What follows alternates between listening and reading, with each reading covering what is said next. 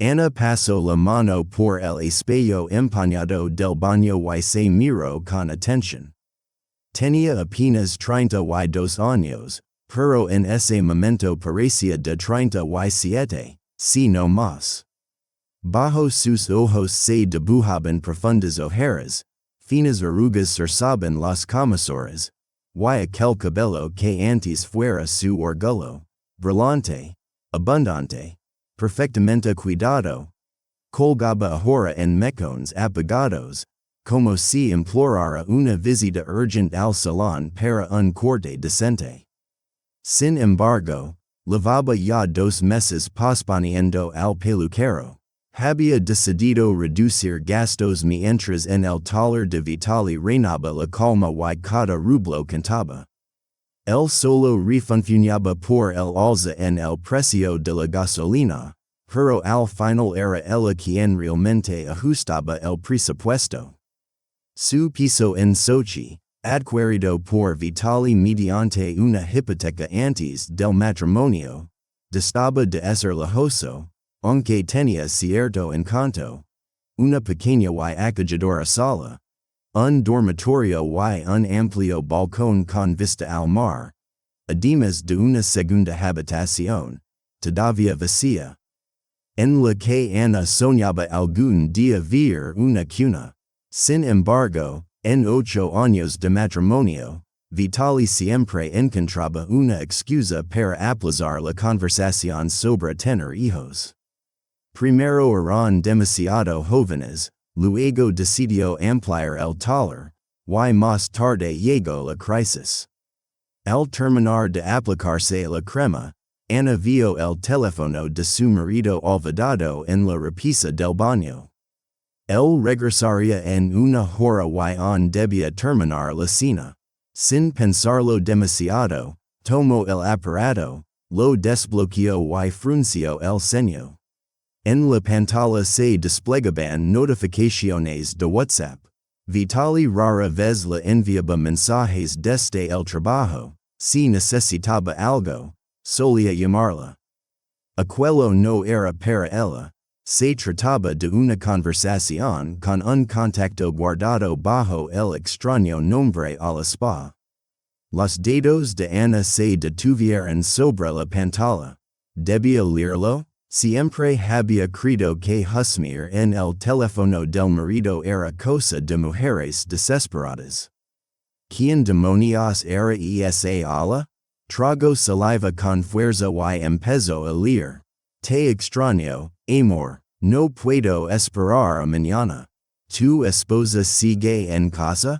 Con cada mensaje, el corazón de Ana latía más rápido, y cuando llegó a las fotos, que no dejaban espacio para la imaginación, sintió que el aire se le escapaba de los pulmones. Se sentó al borde de la bañera, intentando controlar la respiración y el torrent de pensamientos que la invadía. ¿Qué debía hacer ahora? ¿Hacerse la desentendida? ¿Montar un escándalo o recoger sus cosas y marcharse sin decir palabra? El nerviosismo le humedeció las manos y el teléfono se le escapó, estrellándose con estrépito contra el suelo de baldosas. Ese ruido le sacó de su aturdimiento. Ana levantó el móvil, comprobó que la pantalla no estaba rota y salió del baño con determinación, preparándose mentalmente para la confrontación que se avecinaba. De repente, la cocina, el frigorífico y la olla con el borscht que lavaba cociendo desde la mañana, parecían el decorado de una obra teatral en la que la habían asignado, de forma inesperada, un papel completamente distinto al que ella había imaginado interpretar. No supo cuánto tiempo pasó hasta que asucó el giro de la llave en la cerradura. Estaba sentada a la mesa, frente a ella, una taza de té ya fría y el teléfono de Vitali. Hola, ya llegué, dijo él con voz despreocupada. ¿Qué hay para cenar? Me muero de hambre. Vitali apareció en la cocina con una sonrisa, que se barró rápidamente al ver el rostro serio de su esposa y su teléfono sobre la mesa. ¿Pasa algo? Preguntó con un ligero tono de irritación, como si estuviera cansado de otra posible escena. ¿Olvidaste tu teléfono? Respondió Ana con calma. Él se detuvo un momento, encogió los hombros con indiferencia y se dirigió al frigorífico. ¿Y qué? ¿Encontraste algo interesante en mis aburridos chats del trabajo? Preguntó, abriendo una cerveza y golpeando la chapa contra el borde de la encimera, un hábito que Ana siempre había detestado. ¿Quién es Ala? Su voz tembló. Una clienta, contestó él con indiferencia, dando un sorbo. Una clienta que te envía fotos desnuda y te pregunta si tu esposa está en casa. ¿Esa con la que quedas los martes cuando yo voy a ayudar a mi madre? Vitali la observó en silencio durante unos segundos, suspiró con cansancio y se apoyó en la mesa. Bien, ya sabes todo. ¿Y ahora qué? ¿Vas a montar un escándalo, llorar, amenazar con irte para que te suplique que te quedes? En su voz había tanta apatía y desdén que hirieron a Ana más que cualquier palabra dura. ¿Por qué? Fue lo único que pudo decir. ¿Por qué? Él esbozó una sonrisa amarga. Porque tengo 35 años y me siento como si tuviera 50. Porque todos los días son iguales, trabajo, casa, televisión, dormir. Porque es tiempo que dejaste de esforzarte por ser atractiva. Porque estoy cansado de tu interminable ahorro y de hablar siempre del futuro. Cada palabra era como una bofetada. Dejé de esforzarme, repitió Ana, conteniendo las lágrimas con dificultad. Trabajo 6 días a la semana en la floristería, cocino, limpio, lavo tus camisas. Siempre manchadas de aceite de motor. Pero resulta que para ti no soy lo suficientemente hermosa. No se trata solo de la apariencia, respondió Vitali, terminando su cerveza y dejando la botella con fuerza sobre la mesa. Te has convertido en una ama de casa aburrida, sin intereses ni ambiciones, ni siquiera intentas crecer o aprender algo nuevo. Todas nuestras conversaciones se reducen a las listas del supermercado y a los problemas de tu madre. En cambio, Ala es divertida, interesante. Con ella sí tengo de qué hablar. Ala, repitió Ana con amargura, yo creía que se llamaba Ala Spa. Vitali se sonrojó por un instante y luego agitó la mano con irritación. Sí, esa misma. La anoté así para que no sospecharas nada. ¿Qué previsión la tuya? Dijo Ana con la voz temblorosa de amargura. ¿Y desde cuándo leva esto? 4 meses. 4 meses, repitió Ana lentamente. 3 años y 120 días viviendo en una mentira sin sospechar nada. ¿Y ahora qué? Vitali se pasó la mano por el cabello, un gesto que alguna vez le pareció atractivo. No lo sé. Tal vez deberíamos pensar en el futuro, decidir si vale la pena seguir adelante. Ana sintió que algo se rompía dentro de ella. ¿Quieres el divorcio? Preguntó con una voz que no sentía propia. No sé lo que quiero, respondió él con irritación, pero lo que sí sé es que no quiero vivir como si ya tuviera 65 años. Ana se levantó de golpe y la silla se deslizó ruidosamente hacia atrás. Así que para ti soy el símbolo de la vejez y el aburrimiento. Años de matrimonio y lo único que sabes decir es que no soy lo suficientemente interesante para ti. y que esperabas que hiciera? Lanzarme en paracaídas los fines de semana? Apuntarme a clases de tango? ¿Ves? Dijo Vitali señalándola con el dedo. Otra vez montas un drama. Solo quiero vivir la vida plenamente mientras todavía soy joven. Y si no quieres o no puedes ser parte de eso, tal vez si mejor que nos separemos. Eso es todo. De repente, Ana sintió una extraña calma interior. 8 años, y estás dispuesto a tirar todo por la ventana por una mujer del spa con la que llevas durmiendo 4 meses. Vitali no respondió, simplemente abrió otra botella de cerveza y dio un largo trago. Tú decide, dijo finalmente. O cambiamos algo, o nos separamos. Ya no puedo seguir así. Ana miró al hombre frente a ella y no lo reconoció. ¿Dónde estaba aquel Vitali que prometió amarla en la alegría y en la tristeza? Que aseguraba que juntos superarían cualquier adversidad, que alguna vez la miraba con admiración y no con irritación? Lo entiendo, dijo en voz baja. No te gusta vivir conmigo. Te gusta Allah, pues no voy a interponerme en tu felicidad, Ana, empezó Vitali, pero ella alzó la mano para detenerlo. No hace falta que te justifiques. Tienes razón, mejor nos separamos. Reuniré mis cosas y me iré. Dame unos días para buscar un lugar donde vivir.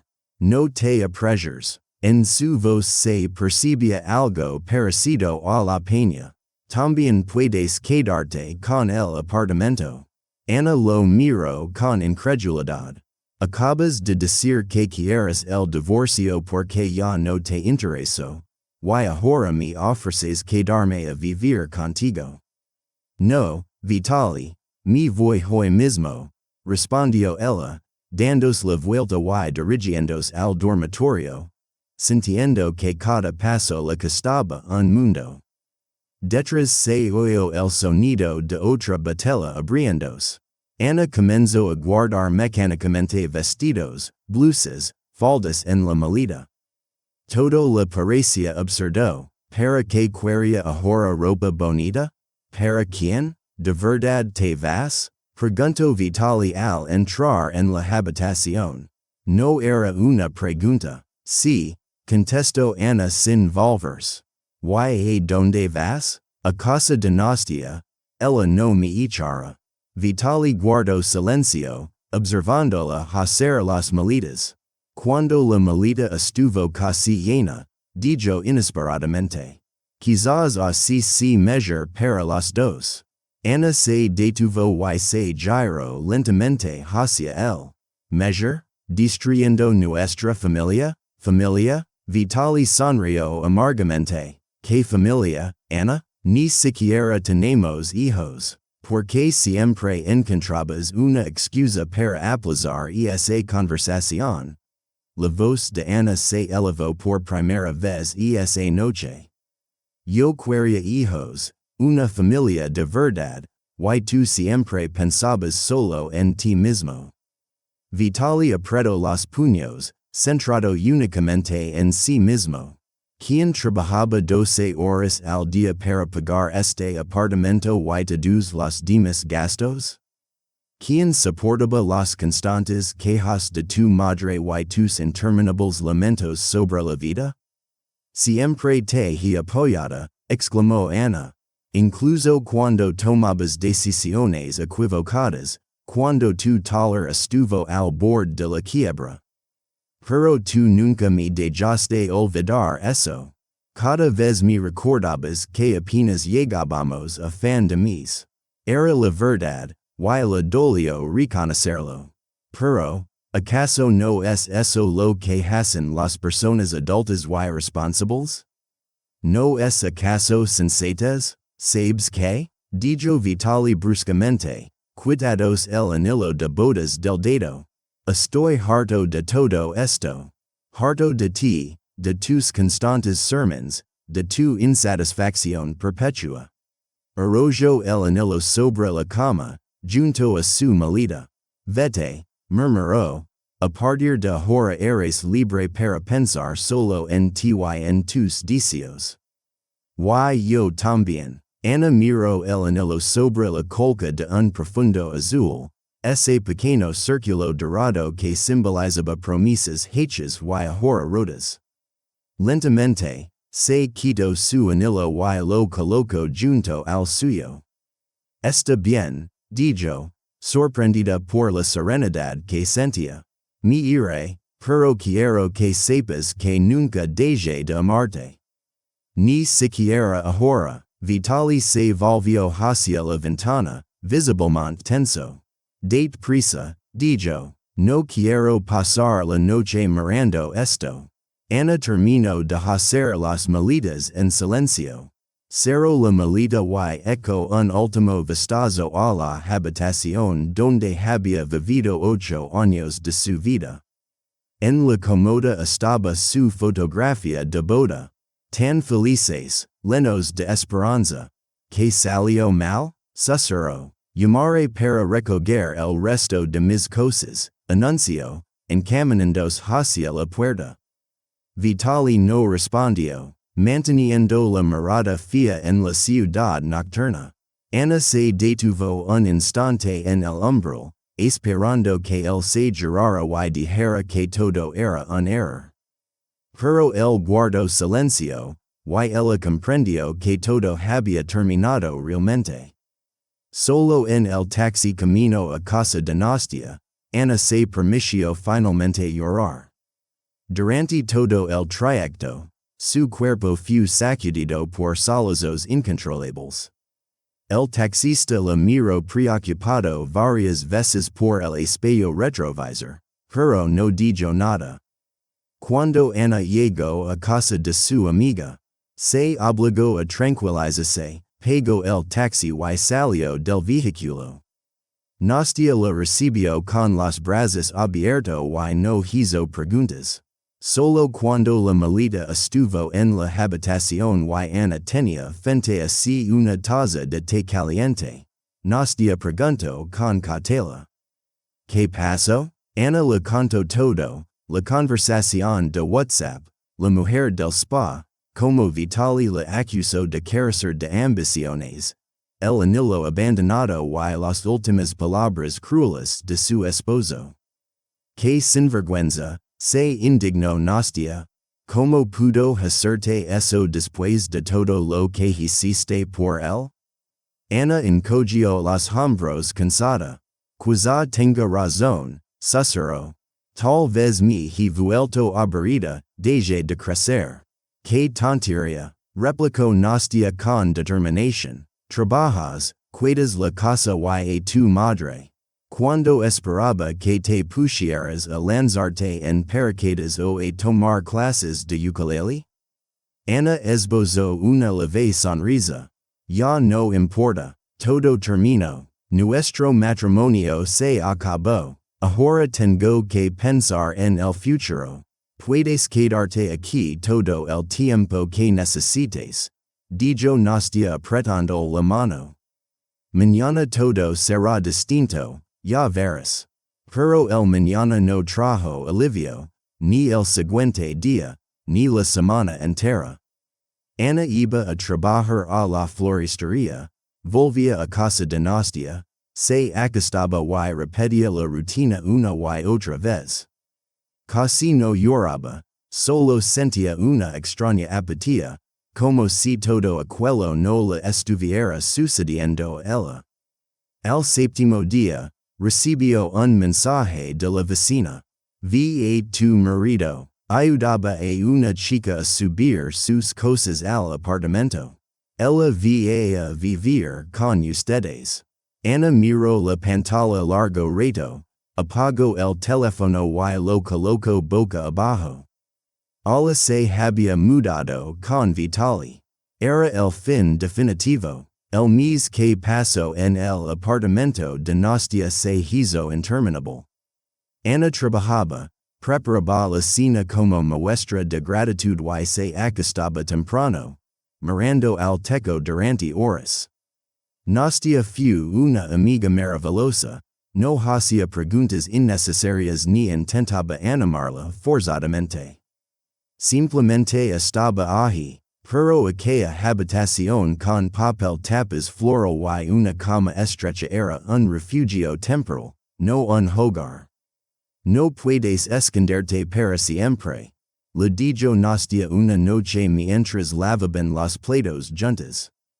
Tienes que seguir adelante, yo no me estoy escondiendo, replicó Ana, frotando con furia la sartén. ¿Funcionando? Nastia le quitó la sartén.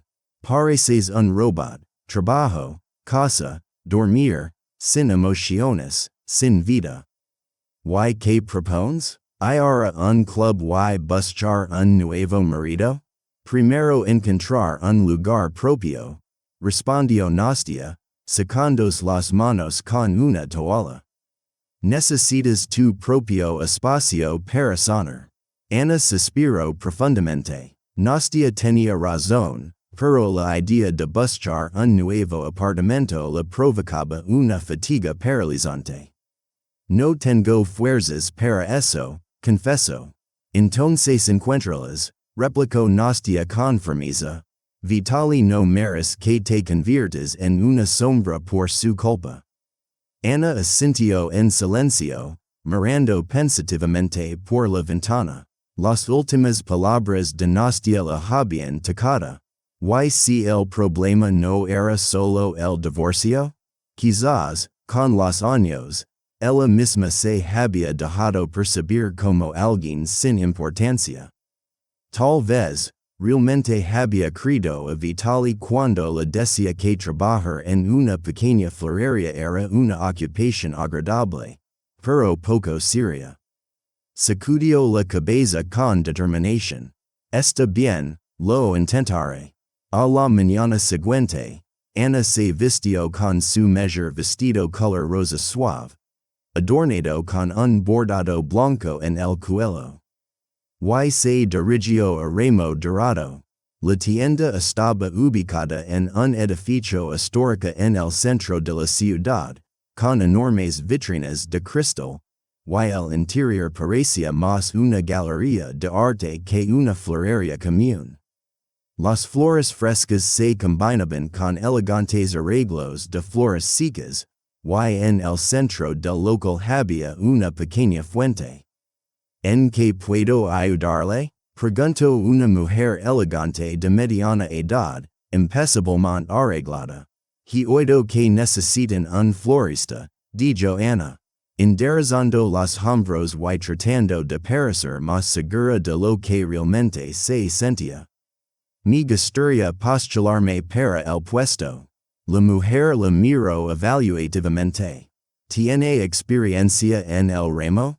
No, respondió Ana con honestidad, pero aprendo rápido y tengo buen gusto.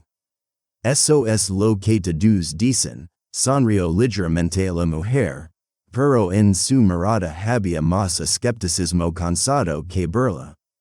Muy bien, deje su currículum, le llamaremos si estamos interesados. No tengo currículum, confesó Ana, sonriéndose, pero puedo mostrarles mis trabajos ahora mismo. Denme cualquier flor y crearé un arreglo. La mujer alzó una ceja. ¿Quiere improvisar ahora? Sí, respondió Ana con determinación.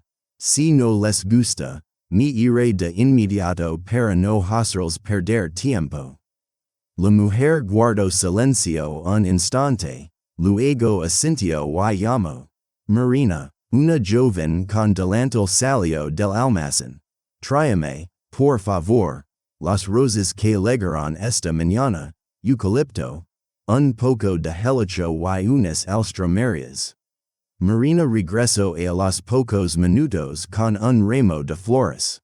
Aquí, en la mesa del rincón, dijo la mujer señalando el lugar. Muéstranos lo que sabes hacer. Ana respiró hondo y se acercó a la mesa. sus manos temblaban ligeramente, pero al tocar las flores recuperó la calma habitual. Siempre se había sentido en su elemento trabajando con flores. Comenzó a crear rápidamente una composición asimétrica, usando tres rosas grandes como foco central y complementándolas con la ligereza del eucalipto y el helecho. Las alstromerias aportaron el contraste y dinamismo necesarios. Se sumergió por completo en el proceso, olvidando a la mujer que la observaba. Cuando terminó, dio un paso atrás y examinó críticamente su obra. Impresionante, se oyó una voz masculina detrás de ella, que la hizo sobresaltarse. Ana no había notado la llegada de un hombre alto, de cabello canoso y traje impecable. Gracias, dijo Ana, inclinando ligeramente la cabeza. Dmitry Vladimirovich, exclamó sorprendida la mujer que la había recibido. No esperábamos su visita hoy. Decidí pasar a echar un vistazo, respondió él acercándose para examinar el arreglo de Ana. ¿Quién es?, preguntó. Quizás la nueva florista, contestó la mujer. Vino sin recomendación, pero talento no le falta. Sin duda, dijo el hombre, extendiendo la mano hacia Ana. Dmitry Gazarian, propietario de Remo Dorado. Ana sintió que el corazón se la detenía. Esperaba ver al gerente o administrador, no al dueño. Ana Levchenko, respondió ella, estrechando su mano y notando la firmeza de la prenda. Un estilo poco convencional, comentó Dmitry mientras rodeaba la composición y la examinaba desde diferentes ángulos. La mayoría de nuestros floristas prefieren lo clásico. Yo también sé trabajar en estilo clásico, respondió apresuradamente Ana, aunque en realidad había improvisado. No, no, interrumpió Dmitry levantando la mano para detenerla. Me gusta, es fresco. Olga, se dirigió a la mujer. Dale una oportunidad, que trabajé una semana y veremos. Olga frunció ligeramente el ceño, pero asintió. Como usted diga, Dmitry Vladimirovich. Perfecto, dijo Dmitry, volviéndose hacia Ana. Mañana a las 9 en punto, Olga te introducirá en el trabajo. Dmitry salió de la tienda tan repentinamente como había aparecido. Ana no podía creer su suerte. Había conseguido el empleo gracias a un encuentro fortuito con el dueño. Bueno, dijo Olga con un leve tono de irritación contenida. Ahora trabajas aquí. Ten en cuenta que Dmitry Vladimirovich es impulsivo pero muy exigente. Si no das la talla, el periodo de prueba será corto. Lo entiendo, respondió Ana con seriedad, as entiendo. No les defraudaré. Aquella noche, Ana se durmió por primera vez en mucho tiempo con una sonrisa. Trabajar en un salón prestigioso le abría la puerta para comenzar una nueva vida y demostrar, ante todo a sí misma, que no era simplemente una ama de casa aburrida y sin ambiciones. Las siguientes 2 semanas transcurrieron en un torbellino de nuevas experiencias. Ana trabajaba con flores que antes ni siquiera conocía, aprendía nuevas técnicas y se esforzaba por anticipar los deseos de los clientes más exigentes. Olga resultó ser una mentora estricta pero justa. Su escepticismo inicial se transformó poco a poco en una aprobación mesurada. Aprendes rápido, le dijo Olga un día, cuando Ana terminó una compleja composición para un banquet. Y tienes algo que no se puede enseñar. Sentido del estilo. Fue el mayor cumplido que Olga le pudo hacer, y Ana se sintió profundamente halagada. 3 semanas después de comenzar a trabajar, ocurrió un acontecimiento que lo cambió todo. Dmitry Gazarian volvió a la tienda, esta vez no por casualidad, sino con un propósito concreto. Necesitamos composiciones florales para una gala benéfica, se dirigió a Olga. Algo especial que resalta la importancia del evento. Por supuesto, Dmitry Vladimirovich, respondió Olga mientras sacaba su bloc de notas. ¿Cuál es la temática de la velada? Ayuda para niños de orfanatos, contestó Dmitry. Estamos recaudando fondos para un centro educativo. Yo propondría algo colorido y con un toque infantil, comenzó Olga. Pero Dmitry negó con la cabeza. Demasiado evidente. Necesitamos algo que haga reflexionar a los invitados y les infunda esperanza, pero sin ser en la sensibilidad. Olga parecía confundida, y Ana, que en ese momento decoraba el escaparate, no pudo evitar intervenir. Disculpen la intromisión, dijo con cautela, dirigiéndose a ellos. ¿Y si combinamos flores silvestres sencillas con orquídeas exóticas? El contraste destacaría el tránsito de la pobreza a las oportunidades, de lo simple a lo complejo. Dmitry la observó con atención. Idea interesante. ¿Podrías hacer un bocito? Claro. Ana tomó un bloc y un lápiz y bosquejó rápidamente su propuesta. También podríamos añadir elementos que simbolicen libros o lápices hechos de materiales naturales. Dmitry examinó el bocito con detenimiento. ¿Cuánto tiempo necesitas para preparar una muestra? 2 horas, respondió Ana con confianza.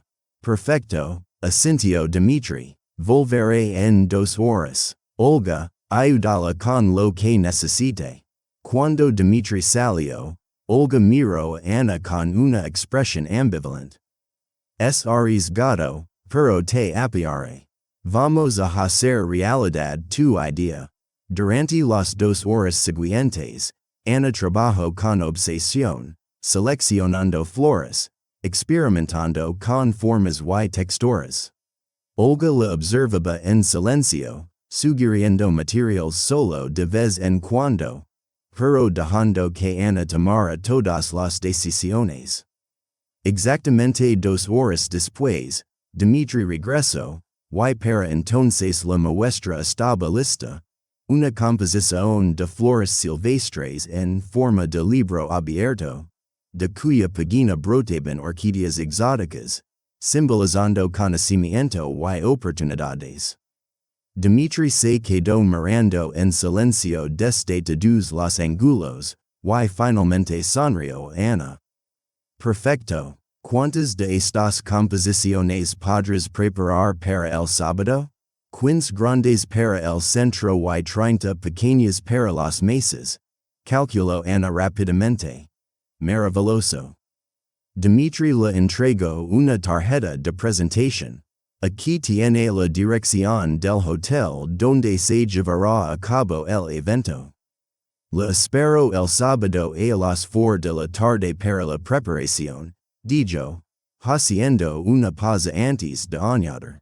Me gustaría que estuviera presente durante la velada para explicar a los invitados la simbología de las composiciones. Ana tomó la tarjeta, sintiendo como su corazón latía con fuerza. Asistir a una gala benéfica con la élite de la ciudad superaba incluso sus más audaces sueños.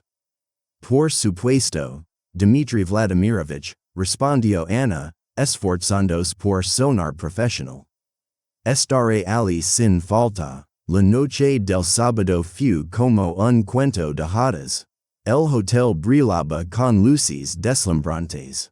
Los camareros, con guantes blancos, ofrecían champán a los invitados que descendían de lujosos automóviles. Ana, vestida con un elegante vestido negro prestado por una amiga, se sentía una intrusa, pero sus arreglos florales despertaban admiración y elogios.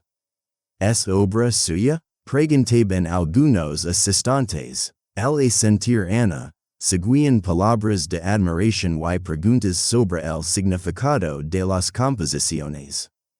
Poco después, Dmitri apareció con un traje impecable, lo que realzaba aún más su porte imponente. Se acercó a Ana, que estaba junto a una de las composiciones. Todos comentan su trabajo, sonrió. Gracias, respondió Ana, sonriéndose. Me alegra haber podido materializar su idea. Fue su idea, replicó Dmitri negando con la cabeza. Usted vio lo que nadie más pudo notar. En ese instante, un camarero se acercó con una bandeja de copas de champán. Dmitri tomó dos y le ofreció una a Ana, por su talento. La velada pasó como en un sueño. Ana conoció a numerosas personas influyentes, a quienes antes solo había visto en fotografías. Dmitri la siguió con atención y calidez durante toda la noche, y cuando el evento llegó a su fin, volvió a acercarse a ella. Gracias por esta noche, dijo. Sus composiciones fueron el adorno principal del evento. Para mí ha sido un honor, respondió Ana sinceramente. Me gustaría que no solo se encargara de las composiciones para el remo dorado, sino también de la decoración de todos mis eventos, continuó Dmitri. Por supuesto, con un aumento salarial triple. Ana sintió como su corazón latía con fuerza. Era mucho más de lo que había imaginado. Gracias, Dmitri Vladimirovich. Dmitri, le corrigió con una sonrisa. Llámame simplemente Dmitri. Dmitri, repitió Ana, sintiendo una extraña cercanía al pronunciar su nombre. Acepto su propuesta con mucho gusto. Perfecto, respondió Dmitri, mirando el reloj. Ya es tarde. Puedo llevarte a casa. El coche de Dmitri era un elegante Mercedes negro con asientos de cuero que olían a nuevo.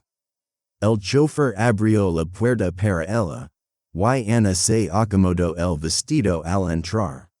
Durante el trayecto conversaron sobre la velada, las flores y la ciudad. Dmitri demostró ser un interlocutor atento, haciendo preguntas que revelaban un interés genuino. Cuando el vehículo se detuvo frente a la casa de Nastia, Ana casi lamentó que el viaje terminara tan rápido. Gracias por la compañía, dijo Dmitri cuando el chofer le abrió la puerta. Nos vimos el lunes en Remo de Oro. Hasta el lunes, sonrió Ana, sintiendo su mirada sobre ella mientras subía las escaleras hacia la puerta.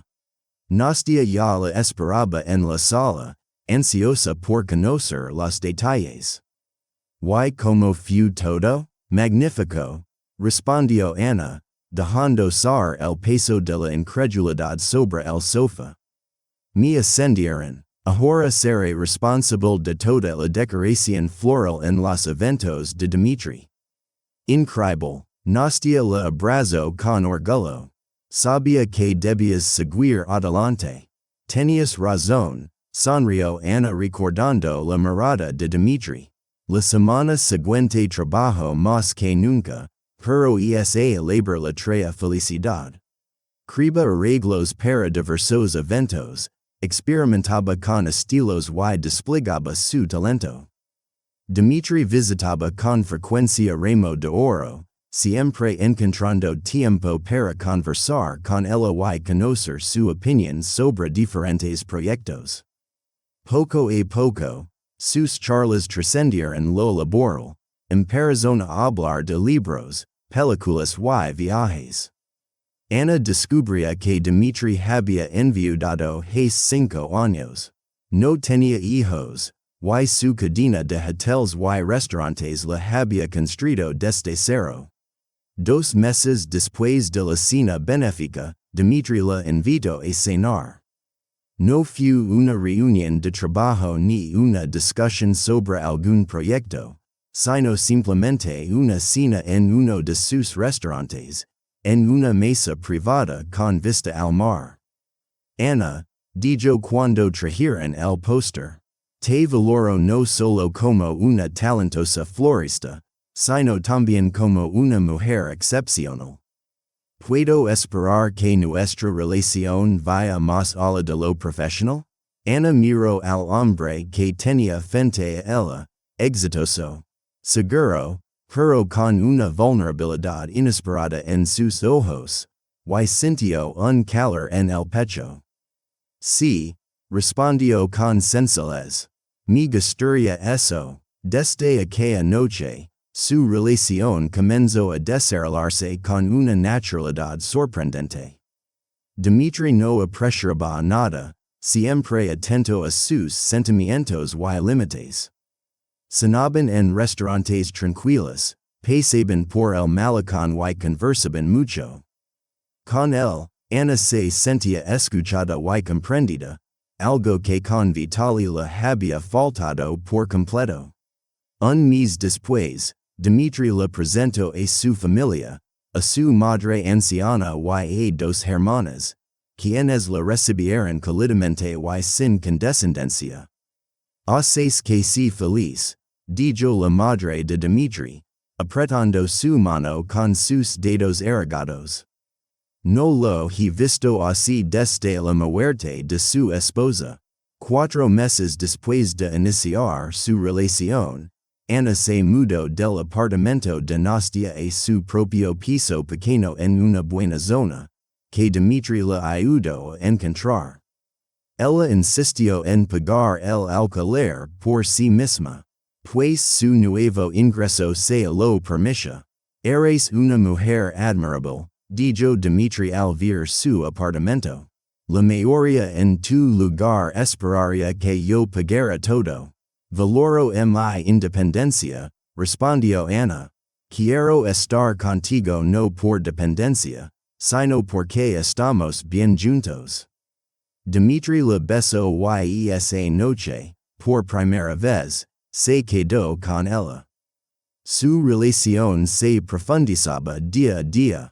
6 meses después, Dimitri le invitó a pasar el fin de semana en su villa campestre, con piscina y vista al mar.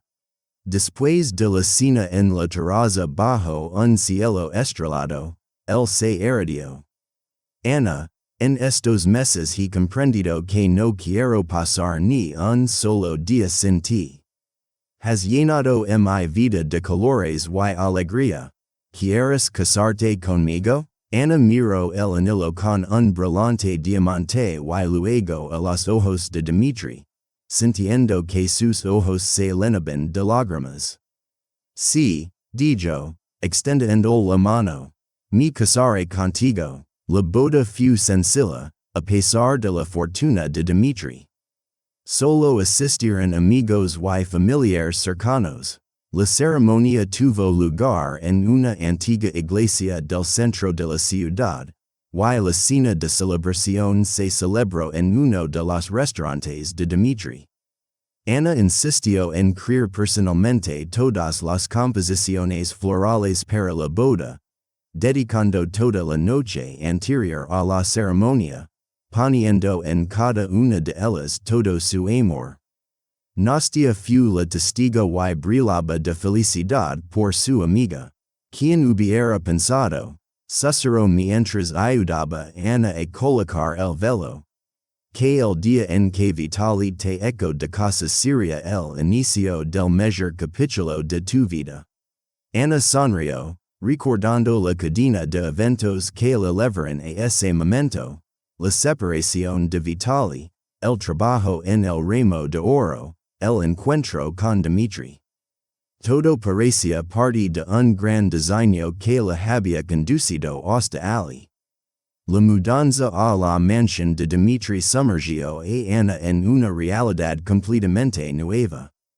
Una casa de 2 pisos con columnas, situada en una zona exclusiva con vistas al mar, parecía más un decorado de película que un hogar. El personal, la ama de llaves Antonina, la camarera Julia, el jardinero Pedro y el cocinero Andrés, la recibieron con respeto, aunque Ana percibía sus miradas curiosas, como si evaluaran si ella era digna de su nuevo estatus. No les prestes atención, le dijo Dmitri, notando su tensión en la primera noche. Solo se están acostumbrando. Karina, durante 15 años, había sido como una familia para ellos. Ana asintió, consciente de que debía llenar el vacío dejado por la muerte de la primera esposa de Dmitri. No era fácil. Las fotografías de Karina seguían en la sala, sus libros ocupaban las estanterías de la biblioteca, pero Dmitri no pidió que las retiraran. Y Ana no insistió, sintiendo que la memoria de la primera esposa era una parte de la vida de su marido que debía respetar. En lugar de eso, ella se concentró en crear su propio espacio dentro de aquella enorme casa. Dmitri le asignó una habitación para su estudio, donde podía dedicarse a las composiciones florales, y Ana la convirtió en su refugio personal. Habían pasado 3 meses desde la boda cuando, una noche, Dmitri regresó a casa con una expresión inusualmente pensativa. ¿Ha pasado algo?, preguntó Ana, dejando a un lado el libro que leía en la sala.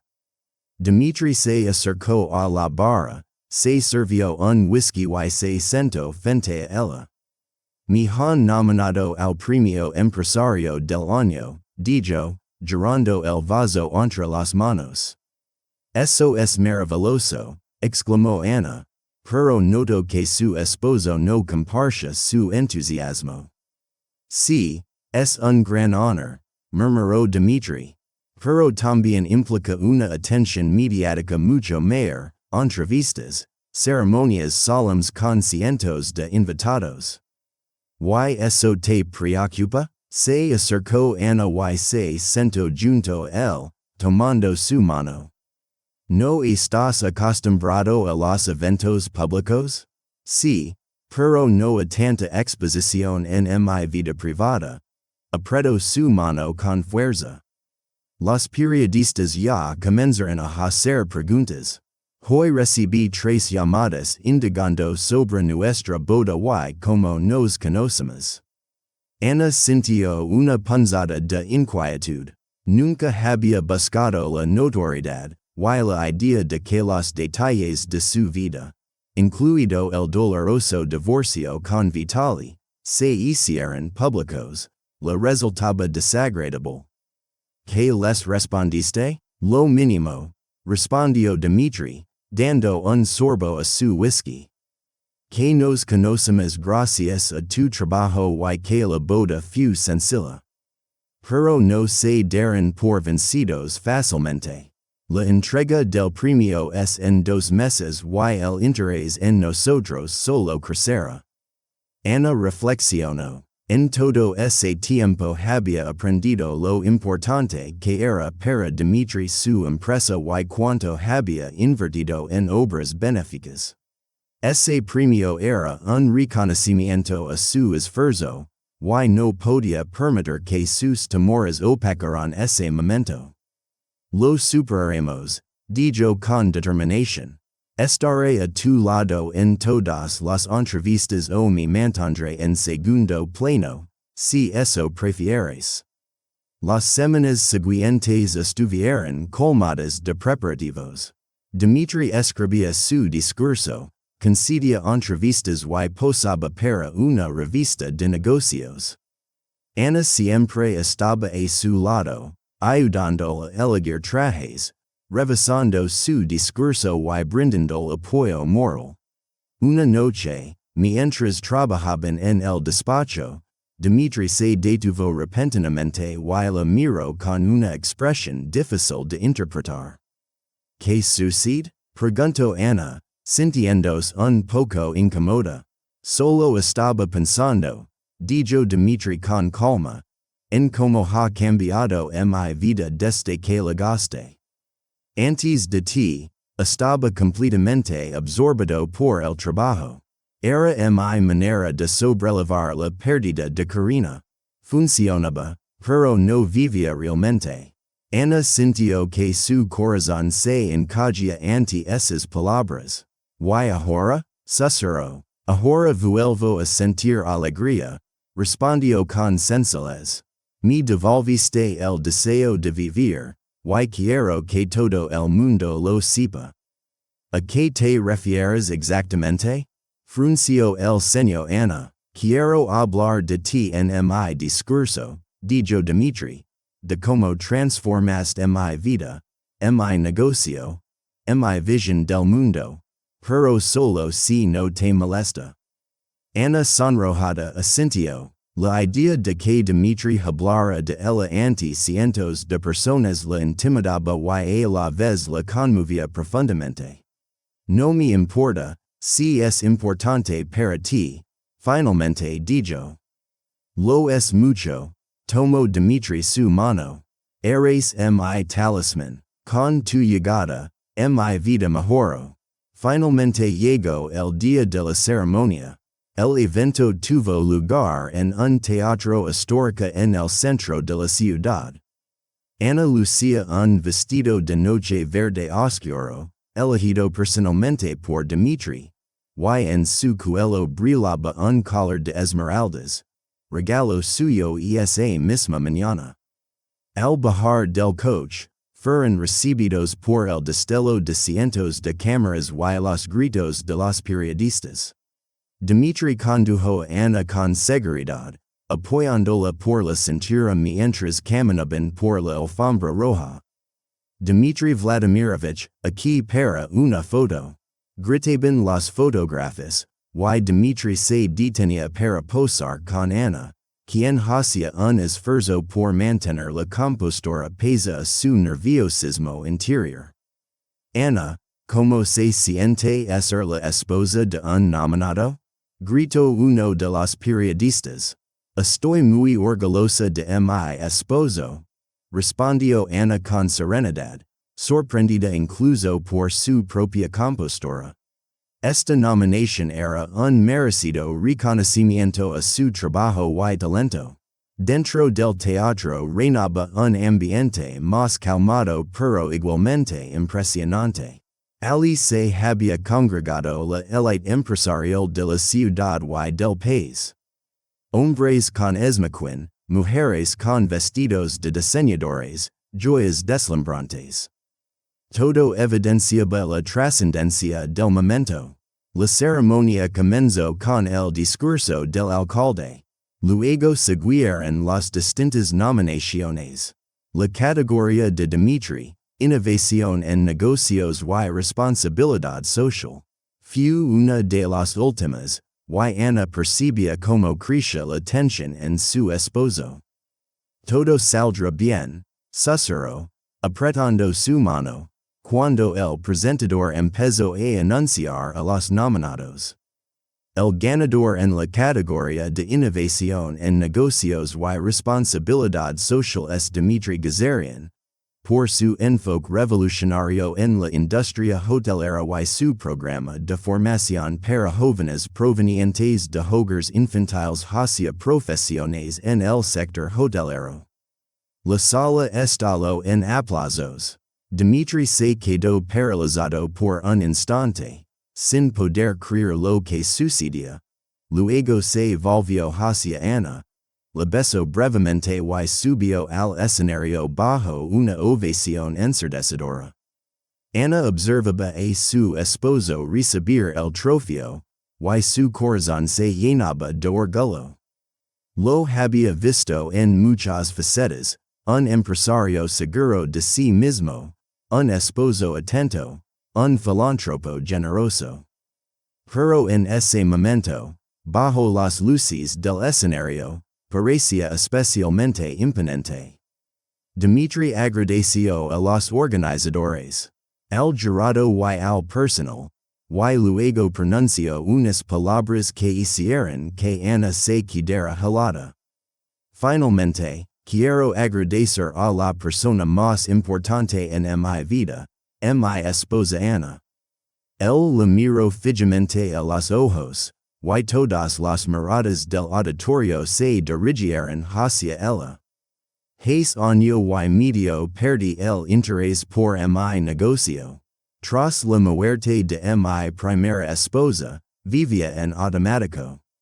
Un día entré a una floristería y conocí a una mujer capaz de crear verdadera belleza, una mujer cuyo talento y pasión me recordaron lo que significa vivir de verdad. Ana sintió como las lágrimas llenaban sus ojos y decidió no ocultarlas. Ana, continuó Dmitri, eres mi talismán. Desde que llegaste a mi vida, todo ha cambiado para mejor. Mi empresa ha florecido, al igual que tu composición floral. Por primera vez en mucho tiempo, he vuelto a pensar en el futuro, en la familia, en los hijos, en aquello por lo que realmente vale la pena vivir y trabajar. Este premio no es solo mérito mío, sino también tuyo. Gracias por devolverme la alegría de vivir. El auditorio estalló nuevamente en aplausos, aún más fuertes que antes. Ana asintió, con lágrimas de felicidad y gratitud deslizandos por sus mejillas. Cuando Dmitri volvió a su asiento, ella lo abrazó con fuerza, sin prestar atención a las cámaras ni a las miradas. Te amo, susurró ella. Gracias por tus palabras. Todo lo que dije es verdad, respondió él con sencillez. El resto de la noche transcurrió como en una nebulosa, entrevistas, felicitaciones, interminables copas de champán. Pero a pesar del cansancio, Ana sentía una calma extraordinaria, como si finalmente todo estuviera en su lugar. Cuando finalmente partieron hacia casa, Dmitri suspiró relajado. ¿Estás cansado? Preguntó Ana, quitados los zapatos y masajeando los pies. No, admitió él, pero feliz. Fue una noche especial, para mí también, dijo Ana, apoyando la cabeza en su hombro.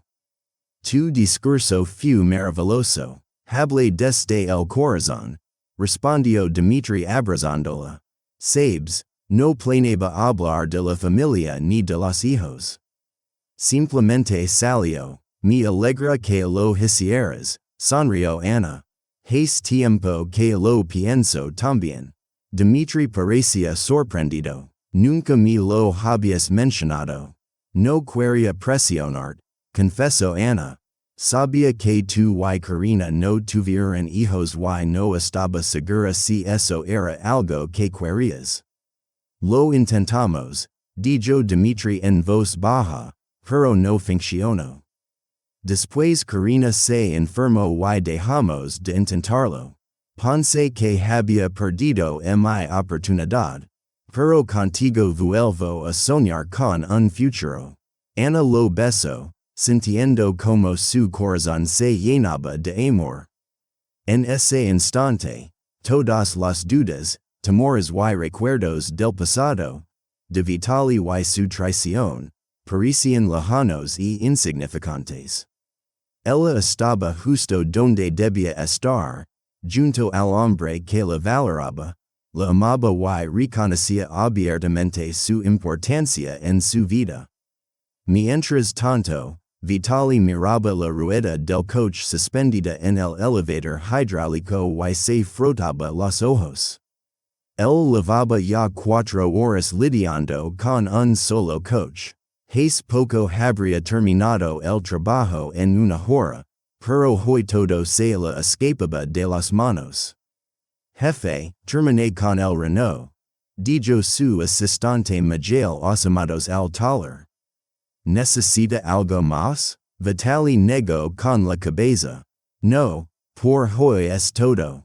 Puedes irte, Miguel Asintio, pero permaneció parado, moviéndose inquieto. ¿Algo más? Preguntó Vitali con irritación. El sueldo, bajo la mirada Miguel. Era día de pago. Vitali sintió como el peso que lo agobiaba desde hacia meses se hacía aún más pesado. Mañana, Misha, lo prometo, mañana te lo doy todo, respondió. El asistente asintió, aunque su mirada reflejaba incertidumbre. Era la tercera vez en el último mes que escuchaba la palabra, mañana. Cuando Miguel se fue, Vitali golpeó la pared con la llave inglesa. Lleno de rabia, el taller se desmoronaba ante sus ojos. Los clientes desaparecían uno a uno.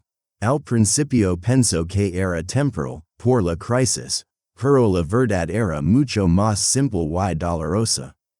A 2 cuadras había abierto un nuevo taller con equipo moderno y una publicidad agresiva. Ese lugar estaba captando a decenas de sus clientes habituales. En casa lo esperaba Ala, cuyo ánimo empeoraba con cada día que Vitali volvía con menos ingresos. Se habían esfumado las cenas en restaurantes y las salidas a clubs. También los regalos y las sorpresas. Ahora a la franja el ceño más que sonreír, y Vitali a veces atrapaba en ella una mirada de decepción y juicio. Cerró el taller una hora antes, ya sin fuerzas para fingir que trabajaba. De camino a casa, entró en un bar y bebió 3 chapitos de vodka antes de armarse de valor para regresar al apartamento donde lo esperaba Ala. Ella estaba sentada frente al televisor, mirando el teléfono. Su belleza, antes radiante y viva, parecía apagarse bajo la luz tenue del cuarto. Hola, dijo Vitali dejando las llaves sobre la mesita. Ala levantó la vista sin mostrar mucho interés. ¿Otra vez bebiste? Tuve un día duro, respondió él con cansancio, dejando caer su cuerpo en el sillón. Tú siempre tienes días duros. Ala volvió a sumergirse en el teléfono. Apenas quedaba comida y no había como pagar los servicios. Vitali suspiró. Lo sé, estoy intentando encontrar alguna solución. Llevas intentándolo 3 meses, se notaba el cansancio en su voz. ¿O ya son 4? He perdido la cuenta. Vitali guardó silencio. ¿Qué podía decir? ¿Que suplicaba a sus antiguos clientes que regresaran? ¿Que ofrecía descuentos que apenas cubrían gastos? ¿Que pensaba vender el taller, pero nadie quería comprarlo? En la pantalla del televisor aparecían rostros de celebridades en la alfombra roja. Vitali miraba sin interés hasta que de repente reconoció un perfil familiar. Espera, sub el volumen, ordena con brusquedad. Ala, sorprendida, pulsó el control remoto. El presentador hablaba. En su discurso de agradecimiento, Dmitry Gazarian mencionó que su esposa, Ana, ex-florista y ahora gerente de una cadena de floristerías, se había convertido en su talismán. En la pantalla apareció Ana, su ex-esposa, luciendo un elegante vestido de noche y un collar de esmeraldas, junto a un hombre alto vestido con un traje. Sonreían, el hombre se inclinó y la besó rápidamente a la mejilla. Vitali sintió que el suelo se le venía abajo. Ana, susurró, ¿conoces a esa gente? Preguntó Ala, sorprendida. Ana, mi ex-esposa, respondió Vitali con pesar. Ahora era Ala quien se mostraba asombrada. Tu ex-esposa está casada con un millonario. Parece que sí, dijo Vitali sin apartar la mirada de la pantalla. donde Dimitri cantaba como Ana la había devuelto la alegría de vivir y como su visión creativa había transformado su negocio. Se habían casado. Ala desvió la mirada del televisor hacia Vitali. Parece que sí, dijo con dificultad, tragando saliva. La llamó su esposa. Ala observaba atentamente la pantalla, donde desfilaban atuendos lujosos, rostros radiantes y riquezas que parecían emanar de cada imagen. Ahora entiendo por qué estás tan triste, finalmente dijo. Tu ex esposa es más rica que tú. Esas palabras cayeron como una bofetada. Vitali sintió como su rostro ardía de vergüenza. No éramos ricos, pero teníamos estabilidad, dijo, sin comprender bien por qué se justificaba. Ella trabajaba en una pequeña floristería. Nada especial, y ahora es la esposa de un multimillonario, dijo Ala con frialdad mientras apagaba el televisor. ¿Qué habrá encontrado en él? Difícilmente la juventud o la belleza.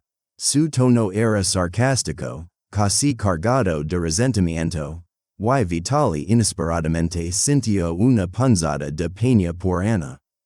Pasara lo que pasara entre ellos, no merecía tal desprecio. Ana no es así, murmuró él. No es de esas personas que persiguen el dinero. Ala se rió, pero en su risa no había alegría. Todos corren tras el dinero, Vitali. Simplemente, algunos lo hacen mejor que otros. Con esas palabras, se levantó y se fue al dormitorio, dejándolo solo en la penumbra de la sala. Vitali permaneció sentado, sumida en pensamientos confusos.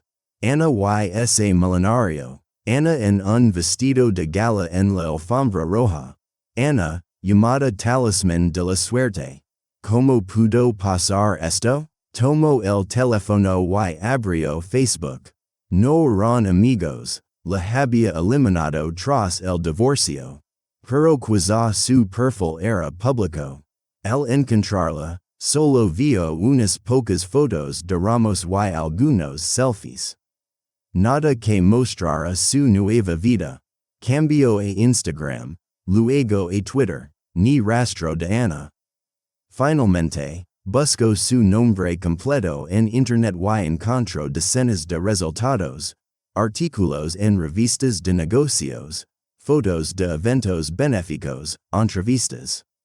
Cuanto más leía, más crecía en su pecho una extraña mezcla de sentimientos, no exactamente envidia ni arrepentimiento, sino algo doloroso y amargo. Recordó su última conversación, sus palabras sobre ella siendo una ama de casa aburrida y sin ambiciones. ¿Cuánto se había equivocado? O quizá, en el fondo, había tenido razón y esas palabras la impulsaron a cambiar. A las 3 de la madrugada, cuando Ala ya dormía y la botella de vodka estaba medio vacía, Vitali sacó el teléfono y abrió el contacto antiguo de Ana. No la había llamado ni escrito desde el divorcio, pero el número seguía guardado. Sin pensarlo, escribió, te vi hoy en la tele. Te ves maravillosa. Al enviar ese mensaje, Vitali sintió una extraña sensación de alivio, como si hubiera restaurado un vínculo con el pasado que, de repente, le parecía más atractivo que el presente. No recibió respuesta, y tras acabar el resto del vodka, se quedó dormido en el sillón. A la mañana siguiente, con dolor de cabeza y sequedad en la boca, lo primero que hizo fue revisar el teléfono. Ana no contestó, probablemente había cambiado de número tras casarse con el milenario o simplemente ignoró el mensaje. Ala ya se había ido, dejando una nota diciendo que tenía turno en el spa. Vitali miró el reloj, casi eran los días y debía haber estado en el taller una hora antes.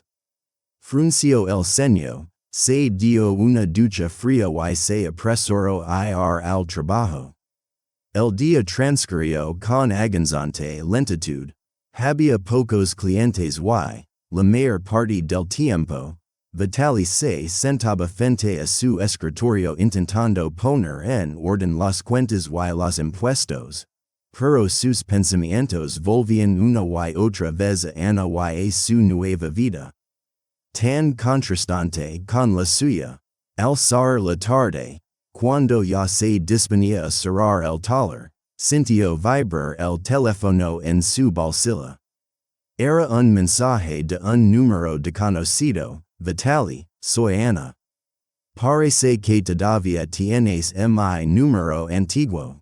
Gracias por el cumplido. Vitaly leyó el mensaje varias veces, sin poder creer lo que veía. Ella respondía después de meses de silencio tras todo lo ocurrido entre ellos, un mensaje tan simple. Sus dedos se deslizaron sobre el teclado.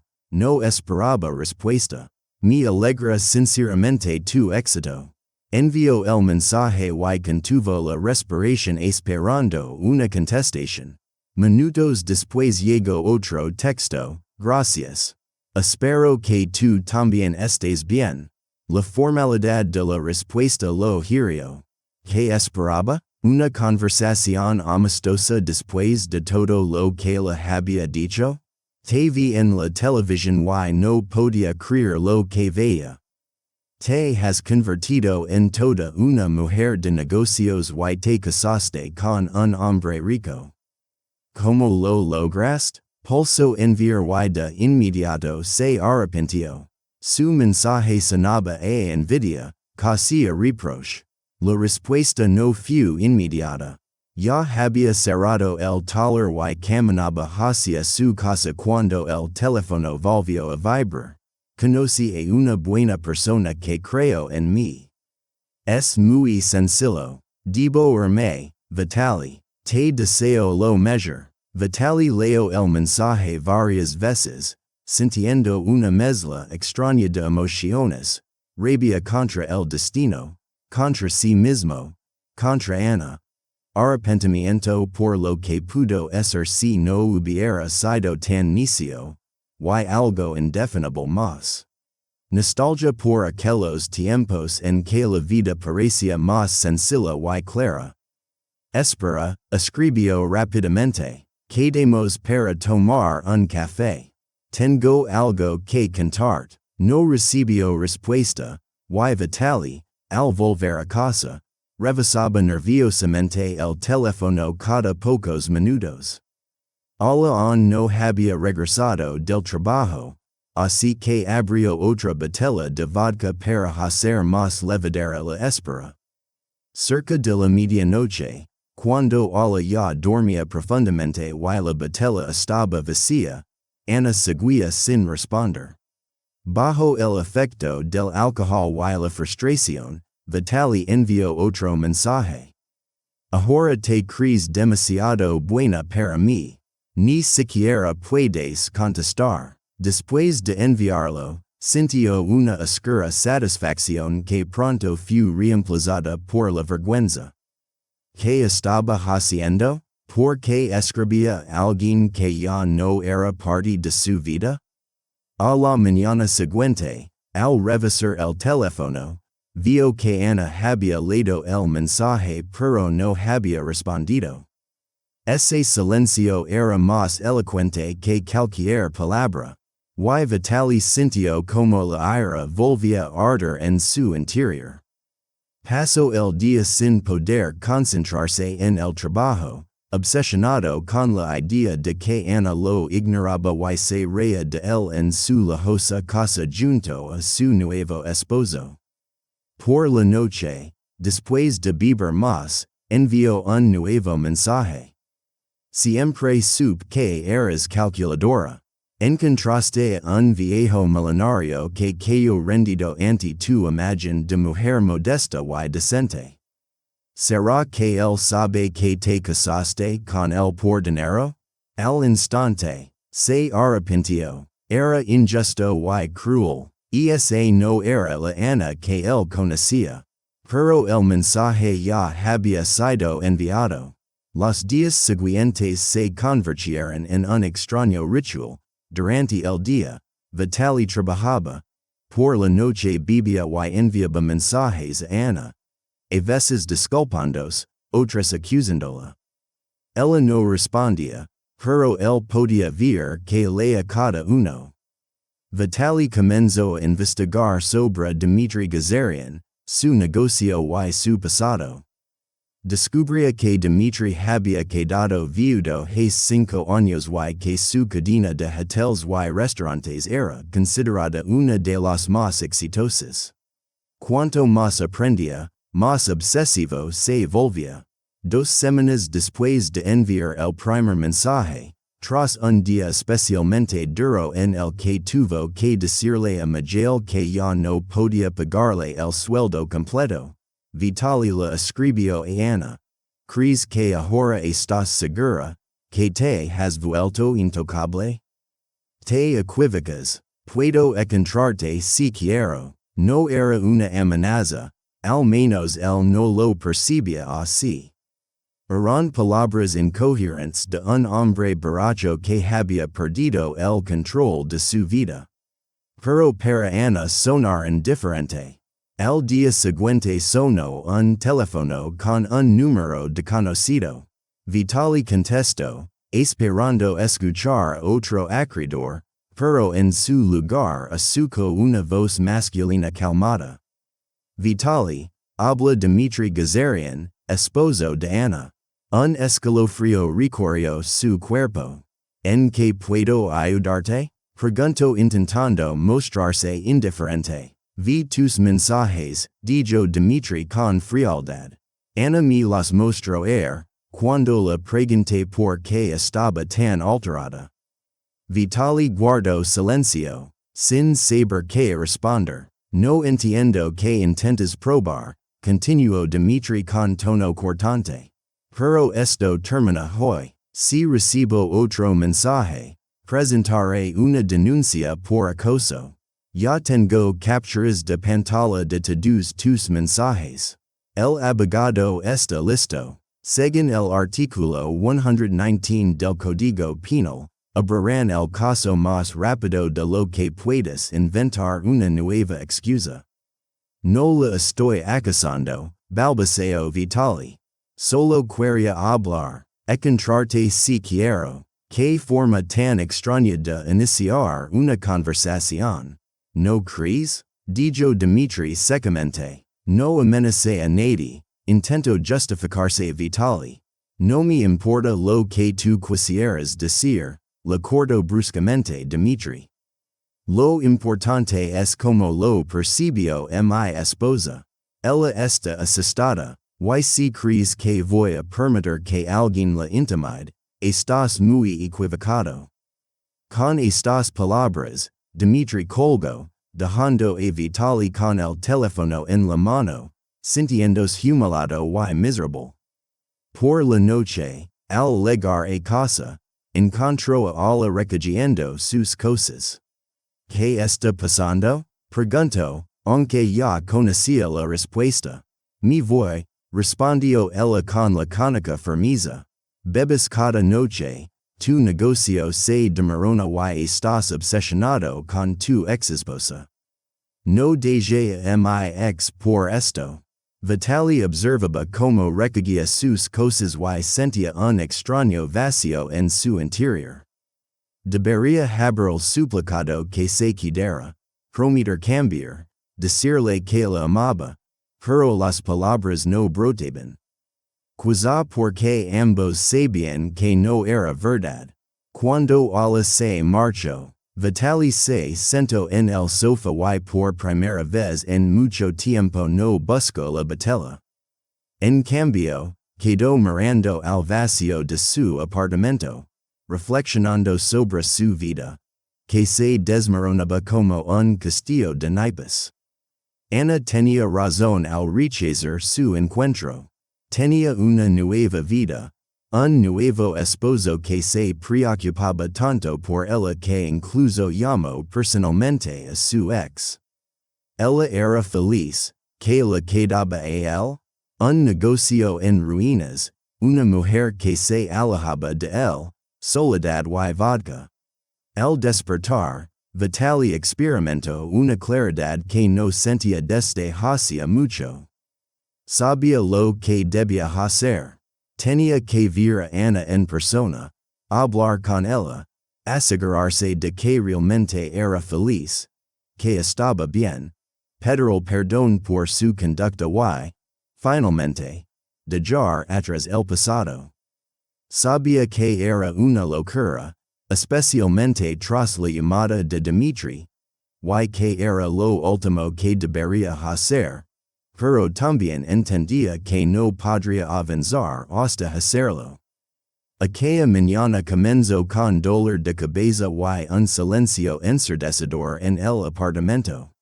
Vitaly se sentó en la cama y miró el desorden que lo rodeaba, ropa tirada, platos sucios, botellas vacías.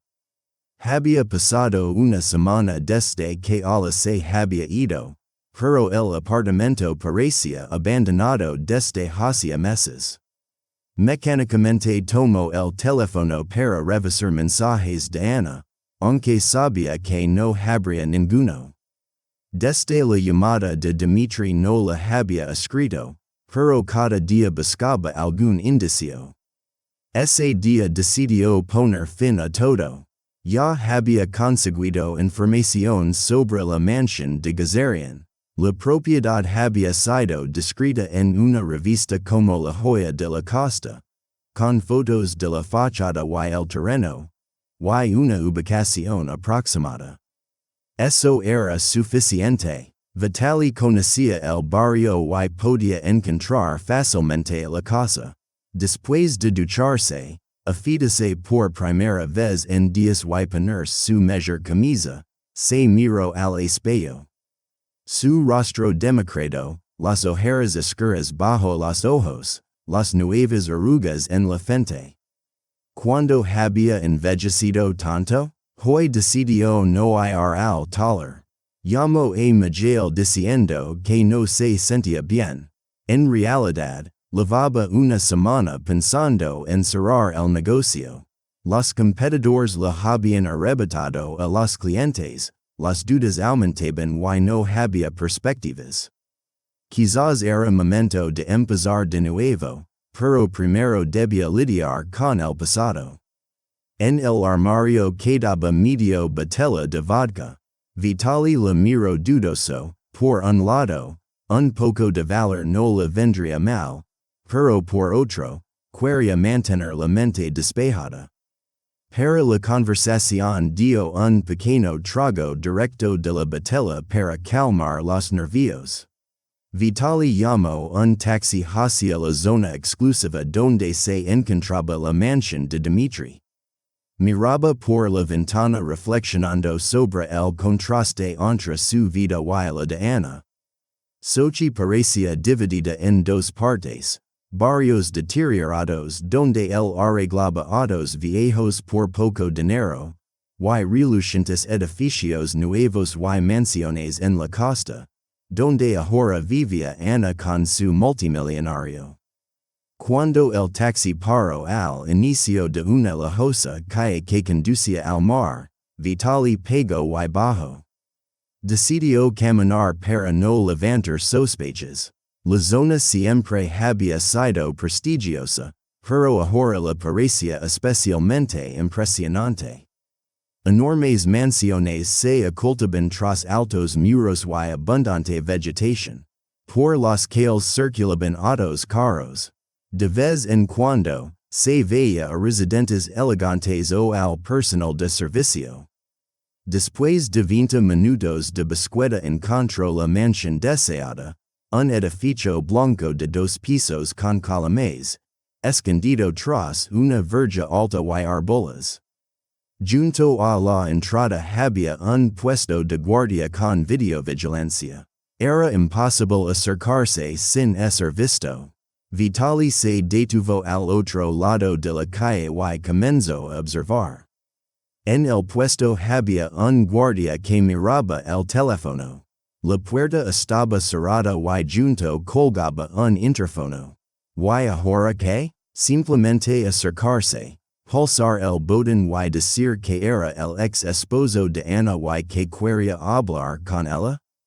No había posibilidades de que lo dejaran pasar, especialmente después de sus mensajes. Vitali sintió como la determinación lo abandonaba. Había sido una mala idea. ¿Qué quería lograr? ¿Qué decir? Ya estaba a punto de marcharse cuando vio una figura familiar. Ana salía de la casa hacia el jardín, vestida con un vestido ligero y con una cesta de flores en las manos. Incluso desde esa distancia, era evidente cuánto había cambiado. Sus movimientos eran seguros, su postura erguida, y el cabello cuidadosamente peinado. Lucía más joven que cuando vivía con él, como si el tiempo hubiera retrocedido. Dentro de Vitali, se alzó una sensación oscura y amarga. La mujer que una vez fue su esposa ahora vivía como en un cuento de hadas, mientras que su vida se había convertido en una pesadilla. Era injusto. Con decisión cruzó la calle y se acercó a la puerta. El guardia lo vio y se puso firme. Necesito hablar con Ana Gazarian, dijo Vitali, acercándose al intercomunicador. ¿Tiene una cita programada? Preguntó el guardia. No, negó Vitali. Pero ella me conoce. Somos viejos conocidos. El guardia lo miró con desconfianza y levantó el auricular. Ana Alexandrovna, hay alguien que quiere verla. Dice que son viejos conocidos. Vitali no escuchó la respuesta de Ana, pero notó como el rostro del guardia se volvió más cauteloso. ¿Cómo se llama? Preguntó, cubriéndose el auricular con la mano. Vitali Levchenko. El guardia transmitió el nombre, escuchó la respuesta y colgó. Ana Alexandrovna le pide que se retire, dijo con frialdad. No quiere verlo. El rostro de Vitali se encendió de rabia. Necesito hablar con ella, insistió. Es importante, algo personal. Ana Alexandrovna dio instrucciones claras, replicó el guardia. Por favor, retirarse o tendré que llamar a la policía. Vitali miró a través de la puerta hacia la casa, donde en algún lugar dentro estaba Ana. Ella se negó a verlo. Ni siquiera quiso decirlo en persona. Simplemente lo rechazó, como a un insecto molesto. Ana, gritó, sin importar la presencia del guardia o de los transeúntes. Sal y habla conmigo. El guardia se tensó al instante y levó la mano hacia la pistola en su cinturón. Señor, le pido que se retire. Con calma. Pero él habló con firmeza. Ana, gritó Vitali, aferrándose a la reja de la puerta.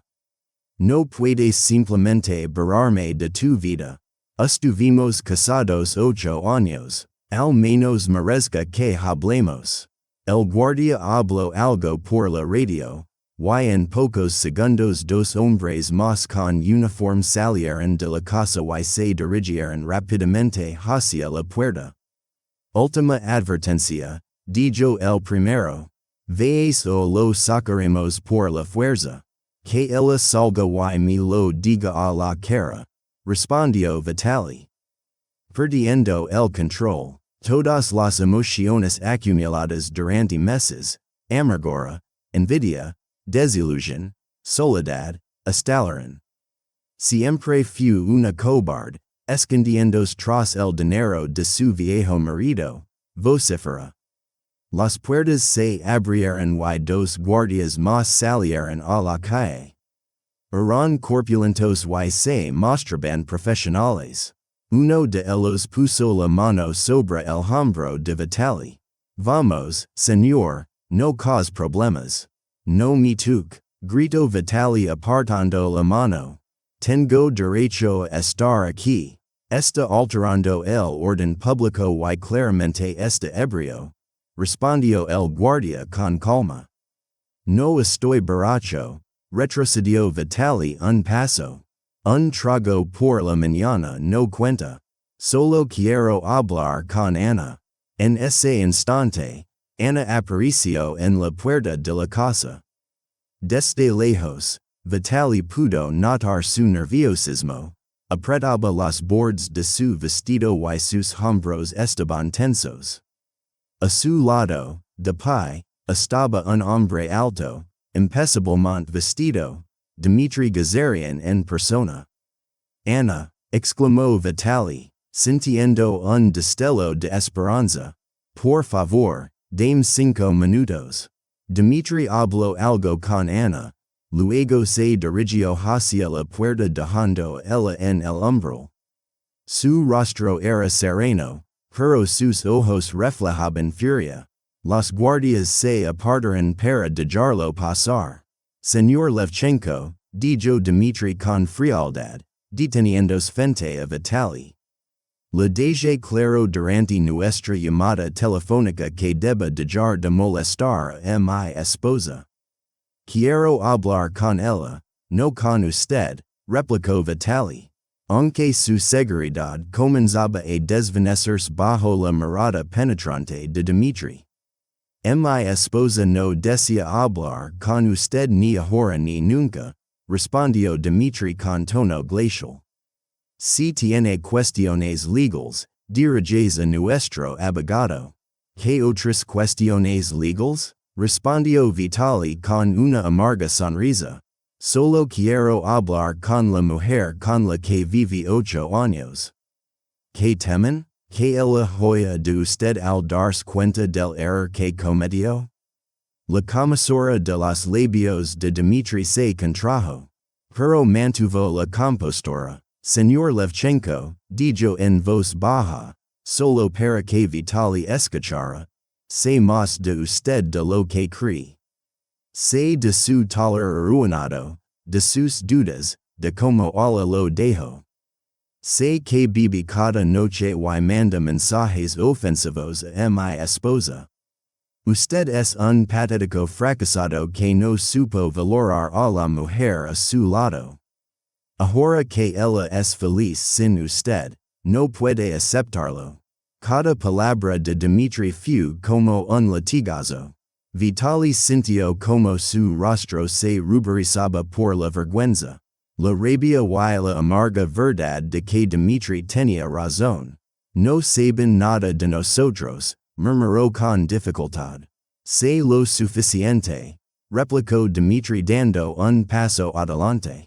Sé que la Echó De Casa por un romance con la administradora del spa.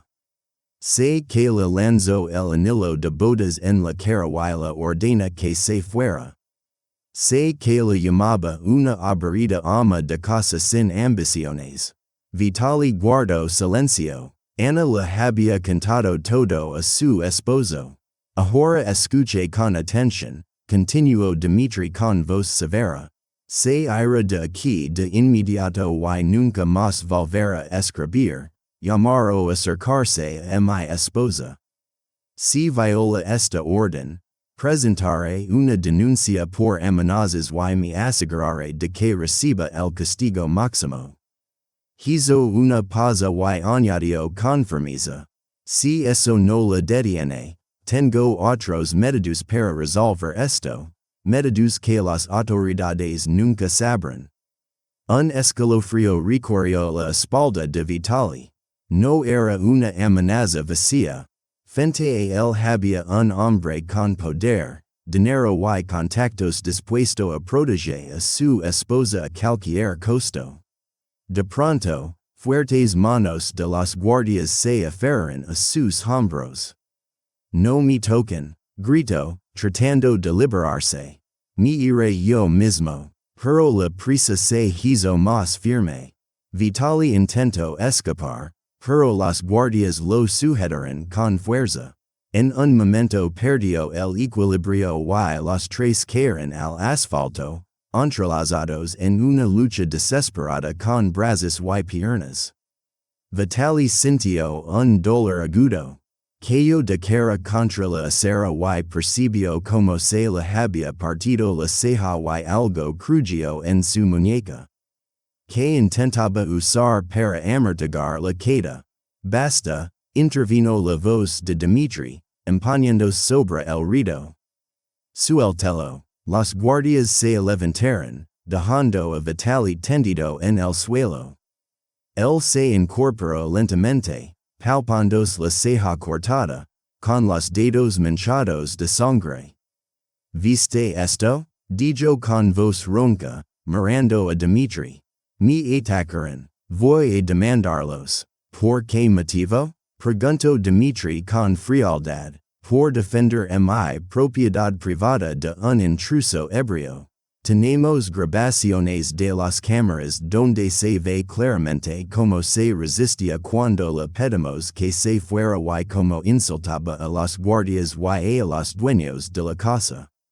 Vitali guardó silencio, consciente de la imposibilidad de su situación. Había perdido en todos los frentes. Larguis, ordena Dmitri en voz baja. Y si vuelve a aparecer aquí o intenta contactar a mi esposa, lo destruiré. No físicamente. Esbozó una sonrisa fría, sino legal y financieramente. No quedará nada de usted.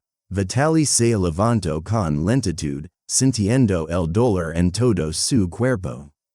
La camisa estaba rasgada y manchada de sangre, que se deslizaba desde la ceja cortada hacia el cuello. Echó una última mirada a la casa, donde Ana seguía en la entrada.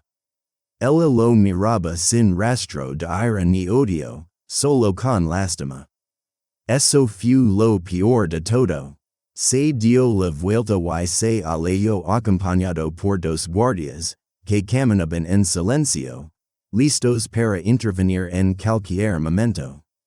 Al final de la calle, se detuvieron. De aquí en adelante vas solo, dijo uno de ellos. ¿Why no vuelves? Vitali no respondió. Caminó sin mirar atrás, sintiendo como la sangre se secaba en su rostro, el pulso palpitante en la muñeca y el dolor que invadía todo su cuerpo tras la caída. Pero el sufrimiento físico no era nada comparado con el que sentía por dentro. No había perdido ese día con los guardias, sino hace un año, cuando echó a Ana de la casa. Había perdido su vida, su felicidad, su futuro. Y ya nada podía cambiarlo. Ana observaba como la figura de Vitali desaparecía al final de la calle. Permaneció inmóvil, incluso cuando Dmitri se acercó a ella. ¿Estás bien? Preguntó, mirando a los ojos. Sí, asintió ella, aunque por dentro todo temblaba. Solo que no esperaba volver a verlo. Ya no te molestará más. Dmitri la abrazó suavemente por los hombros. Me encargaré de eso. Ana volvió la mirada hacia la puerta, como si aún pudiera ver a Vitali. Parecía tan perdido, dijo en voz baja, tan desdichado. Él había tomado su propia decisión. Dmitri giró su rostro con delicadeza hacia él. ¿Y tú también tomaste la tuya? Ana encontró la mirada de su esposo, unos ojos cálidos, amorosos y atentos, de alguien que no solo decía amarla, sino que lo demostraba cada día, protegiéndola y apoyándola. No me arrepiento de mi elección, afirmó con absoluta convicción. Regresaron al interior de la casa, y Ana sintió como la tensión se desvanecía poco a poco. Ese hogar se había convertido en su fortaleza, su refugio, su felicidad. No por su tamaño ni su lujo, sino por la persona que comparsa esa vida con ella. En la sala, Dmitri le sirvió una copa de vino y se sentó a su lado en el sofá. ¿Quieres hablar de ello? Preguntó con cuidado. Ana bebió un sorbo para ordenar sus pensamientos. Sabes, cuando Vitali mi Echó De Casa, pensé que mi vida había terminado, que nunca volvería a ser feliz. Fue tan doloroso, tan humillante. Dmitri escuchaba sin interrumpir, sosteniendo suavemente su mano. Luego te conocí a ti, sonrió Ana, mirando sus dedos entrelazados. Y todo cambió. ¿Sabes qué es lo más sorprendente? Dijo ella. ¿Qué? Preguntó Dmitri con voz baja. No se trata del dinero, ni del estatus, ni de esta casa o las joyas. Miró fijamente a Dmitri. Es que tú me ves tal como soy. Mi valores y nunca intentas cambiarme ni hacerme sentir menos importante. Dmitri besó tiernamente su mano. ¿Cómo no valorar un tesoro así? Dijo. Ana sintió como las lágrimas de felicidad llenaban sus ojos. Pensaba en Vitali, en su rostro destrozado, en el vacío de sus ojos, en cómo habría sido la vida si él hubiera sabido apreciar lo que tenía. Te amo, le dijo a Dmitri. En estas palabras residía toda la verdad de su vida. Y yo también te amo, respondió él, atrayéndola hacia sí. Vitali era su pasado, una etapa dolorosa pero necesaria en su camino hacia la felicidad. Ahora, al verlo de nuevo, rompió definitivamente el último lazo que la ataba a ese pasado. Ana era libre para amar, para ser feliz, para vivir plenamente junto a alguien que no la veía como una aburrida ama de casa, sino como una mujer talentosa, inteligente y hermosa. Y esa libertad se convirtió en el regalo más valioso que jamás había recibido.